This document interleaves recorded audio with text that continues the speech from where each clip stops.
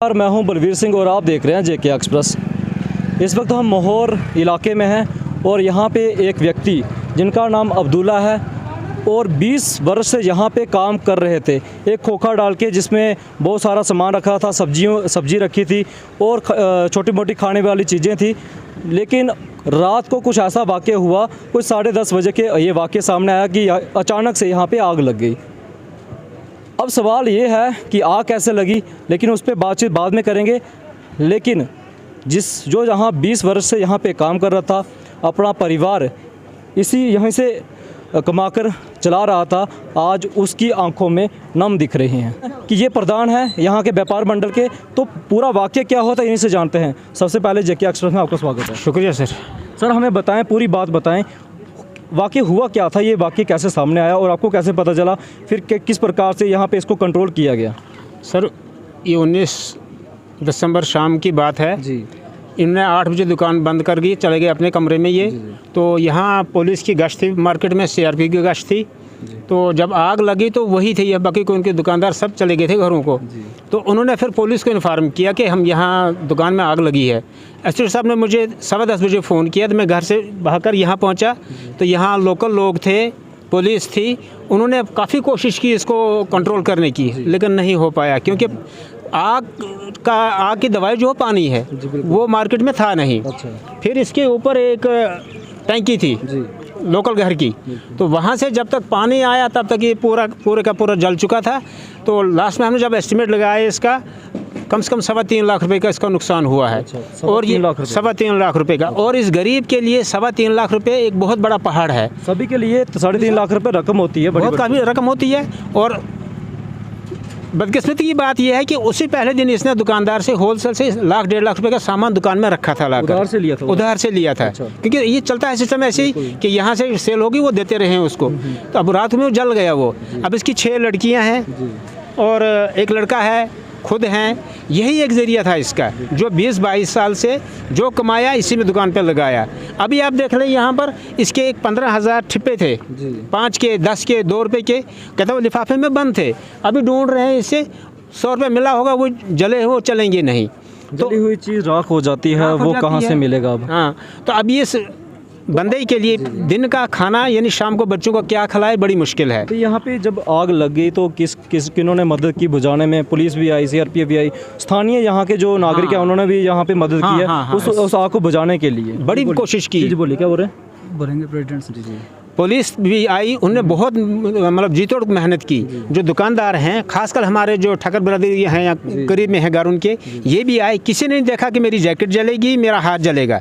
जितना किसी हो उसका सब ने किया। आपसे एक सवाल रहेगा जी, इतना आसपास मार्केट है पूरी, तो अगर यहाँ पे आग को रोका नहीं जा सकता, फायर ब्रिगेड की फैसिलिटी नहीं है, तो हो सकता था बड़ा नुकसान भी हो सकता था अगर ये आग बुझाई नहीं जाती थी। तो क्या लगता है, क्या इस पे यहाँ पे फायर ब्रिगेड होनी चाहिए कि आगे वाले समय में ऐसी हालत किसी को देखने को ना मिले? सर देखिए, मैं एनसी से ताल्लुक़ रखता हूँ। हमने मलिक साहब से कितनी बार रिक्वेस्ट की कि यहाँ फायर ब्रिगेड दे दें। तो एक बार उसे मजाकिया तौर कहा कि आप चाहते हो कि आग लग जाए यहाँ। अच्छा, मजाकिया तौर कहा उन्होंने। आज तो लग गई।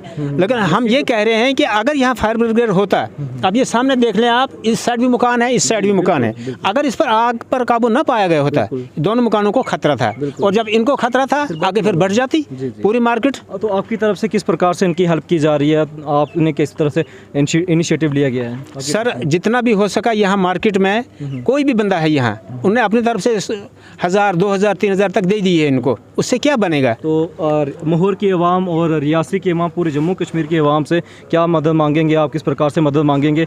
इस बेचारे गरीब के लिए एक 50 वर्षीय उम्र हो चुकी है, 6-7 बच्चे हैं, तो किस प्रकार से आप मदद मांगना चाहेंगे इसके लिए? सर मेरी रिक्वेस्ट ये है कि इनका अकाउंट नंबर हम दे देंगे।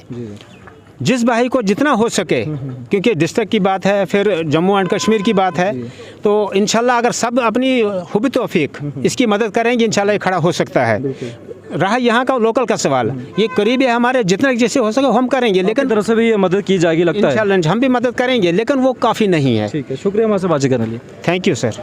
तो ये थे व्यापार मंडल प्रधान मोहर के, और जिनकी दुकान जल गई वो ये व्यक्ति हैं। इनकी आंखें नम दिखा रही हैं, परिवार कैसे चलाएंगे। खाना तो कोई भी खिला लेगा, लेकिन व्यापार को फिर से उस लेवल तक लेके जाना बहुत मुश्किल हो जाता है। मैं जितनी भी मोहर की आवाम है या फिर जम्मू कश्मीर के जितने भी हमारे आवाम है या फिर बाहर पूरी इंडिया के, तो ये व्यक्ति खुद स्टैंड होना चाहते हैं, क्योंकि ये मांगना नहीं चाहते लेकिन स्टैंड होना चाहते हैं, क्योंकि इनके परिवार में 6 बच्चे जो रहते हैं और खुद एक बीवी, मतलब 8-9 के करीब इनका पूरा परिवार है। और इसी दुकान से ये छड़ बनाया गया था जहाँ पे तकरीबन सामान रखा गया था। और यहाँ पे जब हमने बातचीत की तो पता चला कि कल इन्होंने कोई 40,000 का उधार भी सामान लिया था। लेकिन अब बात यहाँ ये आती है कि आज तो चलो नुकसान हो गया, लेकिन इतनी बड़ी मार्केट है, अगर आग बुझाने का अगर यहाँ पे जरिया नहीं मिला गया तो आने वाले में किसी को भी नुकसान हो सकता है।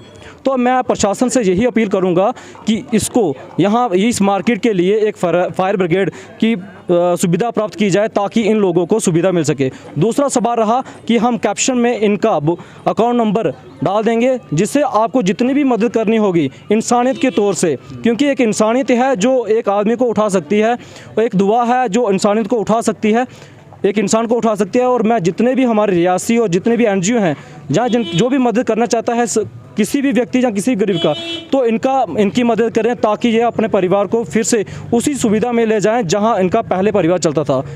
फिलहाल इस खबर में इतना ही, हमें दीजिए अनुमति। धन्यवाद।